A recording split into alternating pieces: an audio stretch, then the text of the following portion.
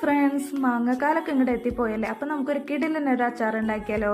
അതിനായിട്ട് ചെറുതായി അരിഞ്ഞു വെച്ചിരിക്കുന്ന മാങ്ങയിലേക്ക് ആവശ്യത്തിന് ഉപ്പ് ഇട്ടിട്ട് ഞാനിവിടെ ഒരു ഓവർനൈറ്റ് ഫുള്ളായിട്ട് സോക്ക് ചെയ്ത് വെച്ചിട്ടുണ്ട് കേട്ടോ.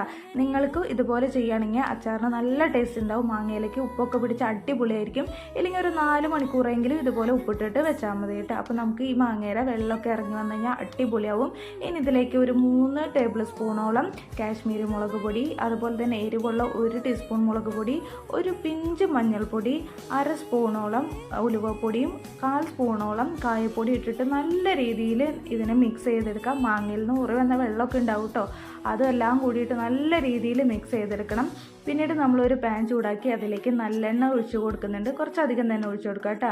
അതിലേക്ക് ആവശ്യത്തിന് കടുകും അതുപോലെ തന്നെ കറിവേപ്പിലും ഇട്ടിട്ട് ഒന്ന് പൊട്ടി വരുമ്പോൾ നമ്മൾ ഈ എടുത്ത് വെച്ചിരിക്കുന്ന മിക്സ് ഇതിലേക്ക് ഇടുക.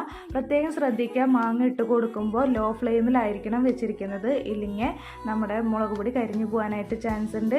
അതൊന്ന് ചൂടായി വരുമ്പോൾ നമ്മുടെ ഗ്രേവിയിലേക്ക് ആവശ്യത്തിന് കുറച്ച് ചൊറുക്കയും കൂടി വെച്ചിട്ട് നല്ല രീതിയിൽ മിക്സ് ചെയ്തെടുത്താൽ അടിപൊളി അച്ചാർ ഇവിടെ തയ്യാറാക്കാം.